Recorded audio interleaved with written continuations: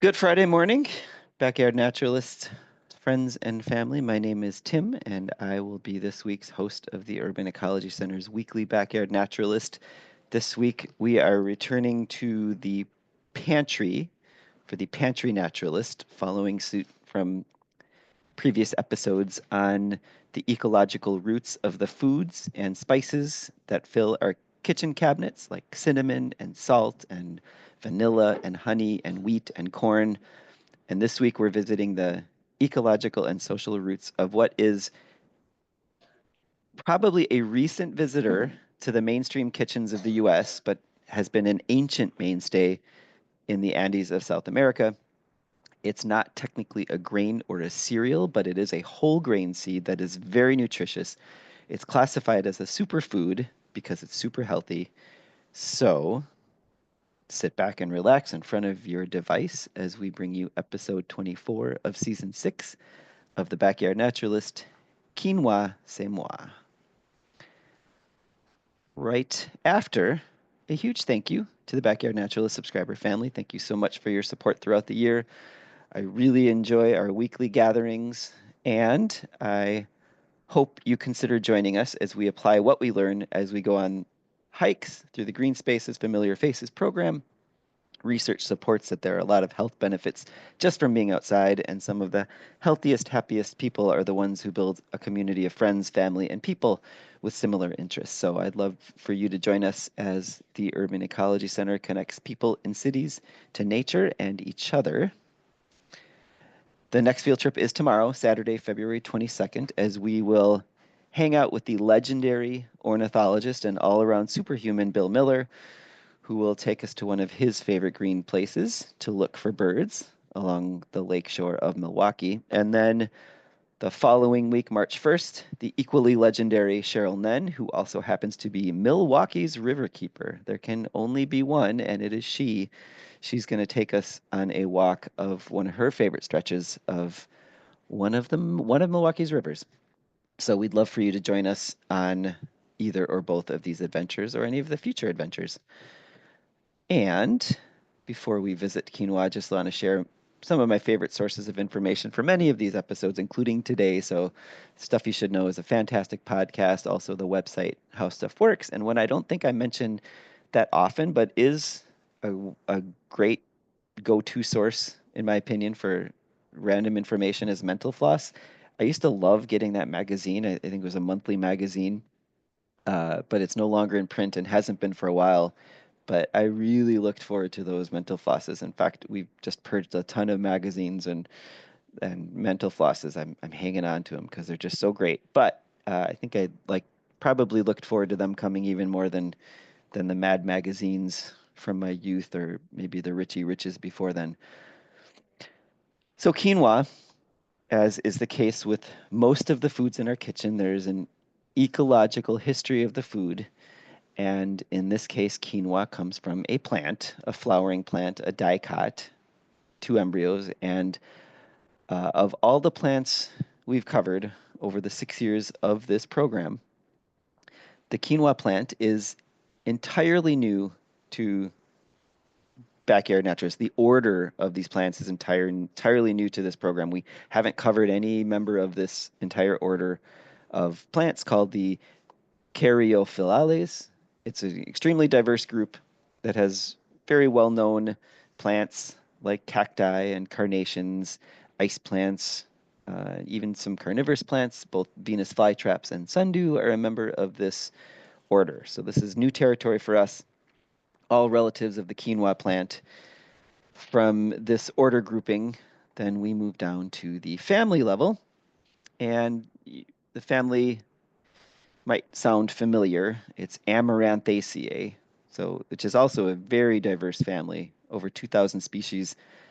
And though we haven't featured any one plant from this family yet, we did indirectly visit this when we talked about sugar, because a very large quantity of table sugar is made from the beet plant. So we did visit the beets, sugar beets for a while, but beets, chard, spinach, all very closely related to quinoa in the family level.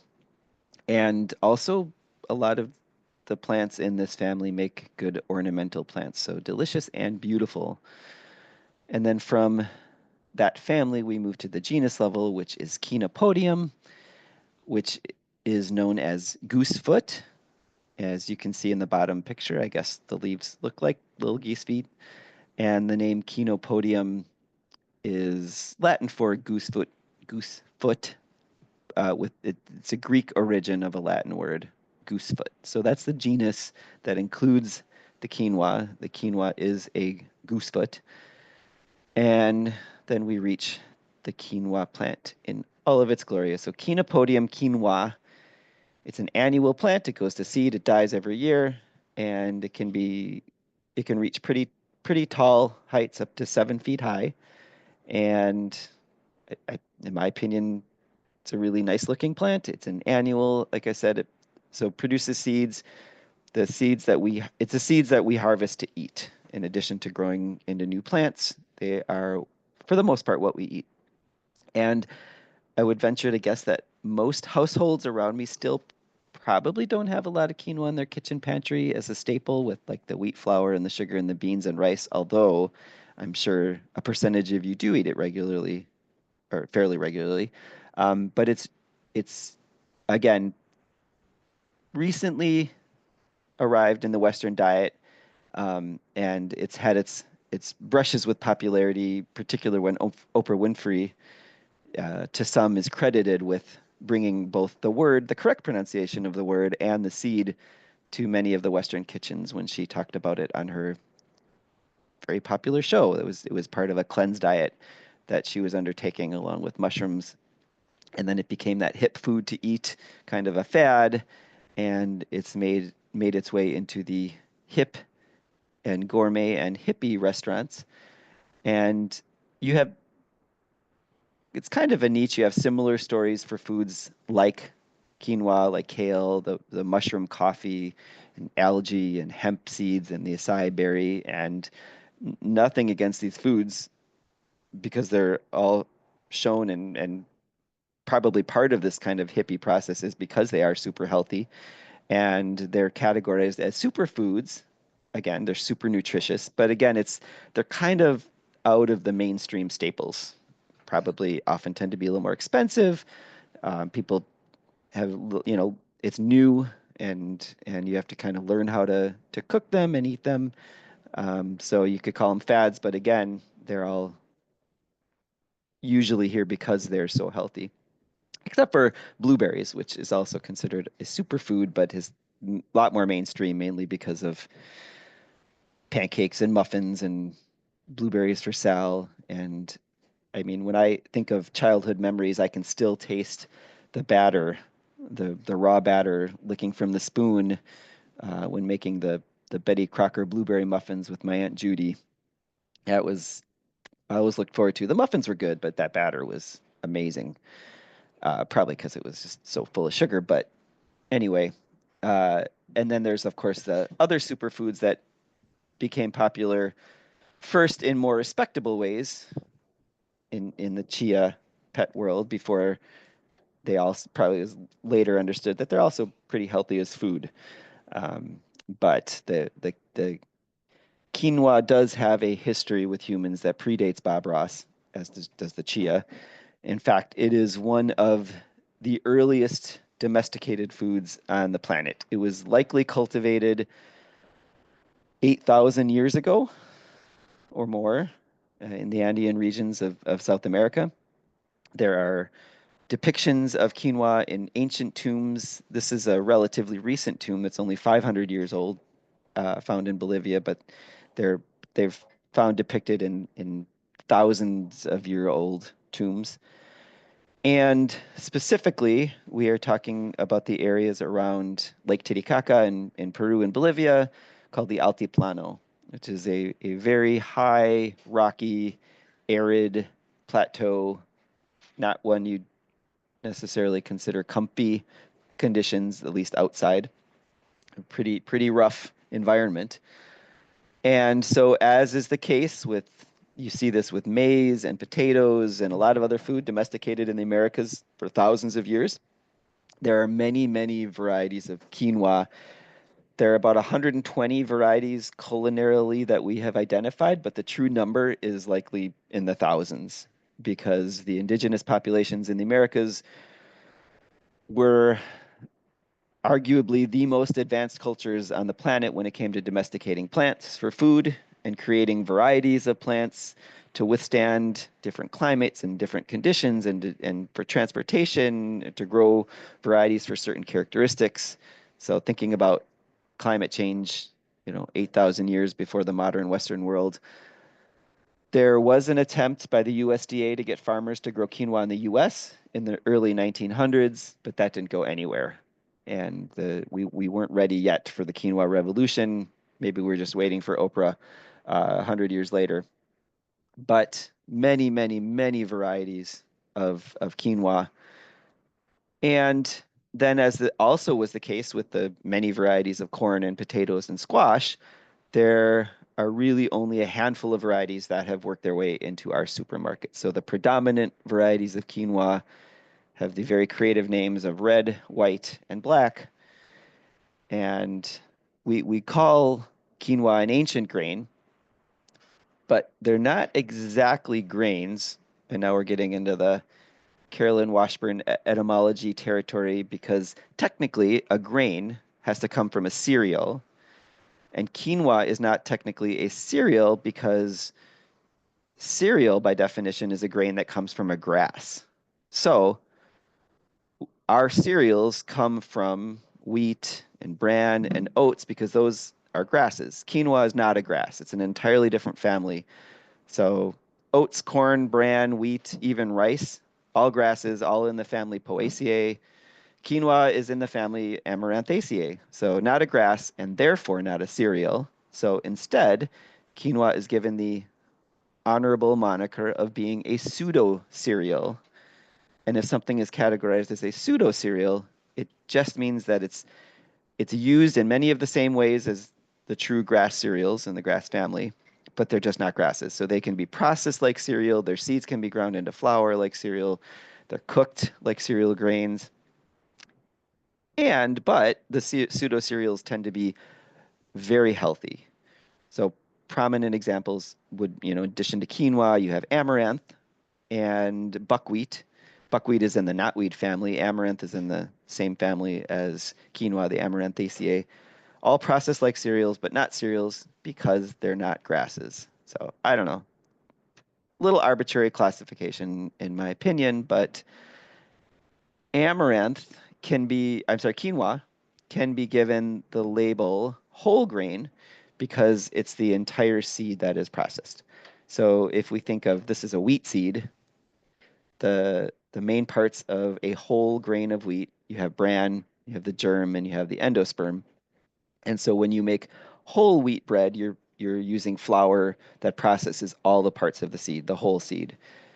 When you make white bread, you use flour that is only made from the endosperm. So the bran and germ are removed from the process along with many of the nutrients, but the endosperm, for a good portion of the human population, is much more easy and quick to digest, unless you're allergic to gluten. So easier, simpler, whiter, but the whole grains are much healthier for you. And when you are eating quinoa, you're eating the whole grain. You're eating a very healthy food. There's a ton of power packed into that tiny seed, which is related to chard and beets and spinach. There's a lot of protein in there, which is great. And maybe most importantly, quinoa has all of the essential amino acids in it. So our bodies cannot produce the essential amino acids on their own. We only get that from the food. Rice and beans together have all the essential amino acids, but they're two foods. Quinoa is one food that has all of the essential amino acids in them. They are a low-calorie food, no sugar, no cholesterol, no sodium. They're loaded with essential nutrients like zinc and potassium, which regulates blood pressure, and like sodium, plays an essential role in fluid retention and electrical conduction. Quinoa is full of fiber, magnesium, folate. Mm, Essentially, it's gluten-free, at least in the mainstream varieties. So when you have thousands of varieties like we do. A handful have been shown to have gluten and induce the celiac response, but for most intents and purposes, it's also a gluten-free food in addition to all of the uh, super health benefits. So cooking quinoa is super easy, way easier than rice. You do need to rinse the grains, but it's for maybe a different reason than you would think. It's not that you're cleaning the food. What you're doing is you're rinsing off a layer called the saponin and or saponin, I'm not sure. It is you are essentially washing down the drain one of the healthiest parts of the plant. We rinse it not because we want to get rid of that super healthy part, but saponin tastes like soap. It is extremely bitter. And sapo, the root, is soap. And the plant, quinoa, produces that saponin because it is so bitter. And that's what keeps animals from eating the precious seed. An annual plant does not want its seeds to be eaten. So uh, you see this with other plants. You see this with coffee and chocolate, extremely bitter. The bitterness produced by the plant so that we don't eat the chocolate and the coffee seeds, which, hasn't worked very well for them, but actually has worked well because they're such a popular plant. Um, but if you left the saponin on the quinoa, it would be extremely healthy for you, but it would foam up and taste very bitter. But the chemical itself is shown to be anti-tumor, anti-ulcer, anti-inflammatory. So I think someone needs to figure out a way, maybe they have already, that we can eat saponin without all of that bitterness. Maybe there'll be another health food breakthrough. Um, but once the quinoa is rinsed with a very fine strainer, because the seeds are very small, that's why you can't use a regular colander. You boil it just like rice in water or broth, or Chuck Bryant from the podcast uses a combination of water and broth. And then you simmer it until the liquid is soaked up, just like rice again, without the stickiness. And then there's just a ton of great recipes to eat. Uh, Side dish mixed into protein dishes, a chilled salad, and you can eat the leaves too if you ever get a hold of the leaves, because again, this plant is closely related to spinach and kale. It's just we don't tend to see quinoa leaves, or at least I don't tend to see them as an option. In a period of 5 years, from 2007 until 2012, the United States went from importing 7.3 million pounds of quinoa to almost 60 million pounds of quinoa. And on the Bolivian side, a gentleman by the name of Sergio Nunez de Arco had him and his partners had a huge influence on the quinoa market when basically created a co-op that brought together many small-scale indigenous farmers. And so, according to the records, in 2005, they sold $25,000 worth of quinoa, and then that later peaked to be over $60 million. So I think 25,000 to 66 million. That's a pretty big leap. The price rose from $500 per metric ton to $1,300 per metric ton. And then, of course, with that, you get all the capitalism fun that you can imagine that has an effect on the small scale farmers of Bolivia and Peru. And that's where I'd love to chat with my colleague who was involved in this to get the on the ground take on this. But according to other resources, it's a little unclear and complicated, maybe. So there's small scale producers apparently start having a higher quality of life with this. And there's evidence to suggest that the amount of quinoa in the diets of locals went down with this revolution, and whether that's because the price of quinoa went way up for them, or because they started having more options of what food they could buy. Again, the cause is unclear and it's human, so it's complicated. But what also has been supported is that the nutrition of the diet started to decline, as is the case with the rest of the world. So that's the interesting social aspect of the quinoa explosion, whether it was Oprah-induced or not. And in Bolivia, apparently, quinoa is taken quite seriously. In 2009, it was enshrined as part into their constitution that quinoa is a food sovereignty right for the country, so they could protect a culturally important food. And maybe one of the reasons they had to do this, in 1986, a researcher from Colorado was killed trying to illegally smuggle quinoa seeds to the US. And in 1994, Colorado State University patented a hybrid quinoa from Bolivian seeds, which prompted the Bolivian government to call them biopirates.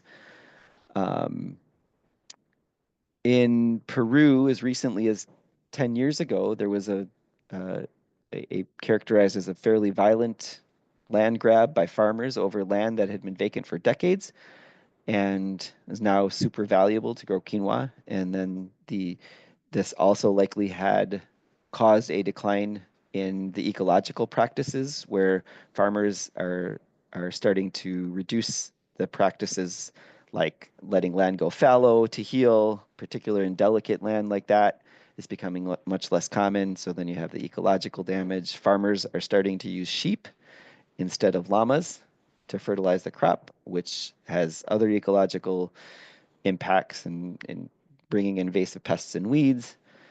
The thousands of varieties that have been grown for millennia are being abandoned for a handful of popular varieties for exports to the US and Europe mainly. So yeah, your classic capitalism effects on local economies and environments.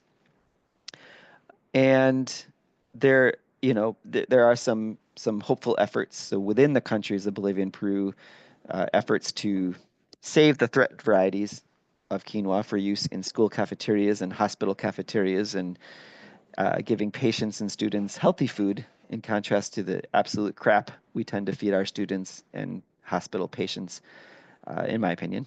And from, you go get a heart surgery and then they feed you gravy and mashed potatoes and fried food right away. Um, again, in my opinion.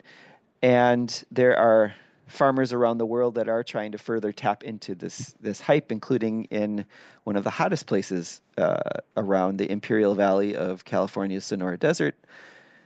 And so the revolution isn't over. Maybe it's plateaued, but it will continue, and we'll see where it goes. Um, but the next time that I eat quinoa, which I think is going to be fairly soon, I, I I'd like to think of the plant itself and think back to the plant itself. It's a hardy and beautiful annual plant, and I like to imagine it in its native altiplano, superbly adapted to this very harsh and beautiful environment, being pollinated by the local insects, providing grazing fodder for alpacas, and adding beauty to the landscaping. So if I were in this area living in there and I was putting my native backyard together, like here I've got my foam flower and my goldenrod, I would imagine that I would love to put in quinoa in part of my native landscaping, or I guess amaranth, or whatever else is around. And I'd love to think of foods being both beautiful in the landscape, but also extremely nutritious for us humans, which isn't the case with most plants. So it's beautiful, it's super nutritious, has a very long history with humans from which we continue to benefit today. So I love this one in particular. It's you just kind of never know what the stories are. At least I don't. And you just, it's something in the grocery aisle and it's something that I've eaten and enjoyed, but I don't tend to make on my own because I'm not used to it, or it's not part of my, regular routines. But there's some amazing stories, and that is my version of those quinoa stories. So I will stop sharing my screen. Thank you for joining me.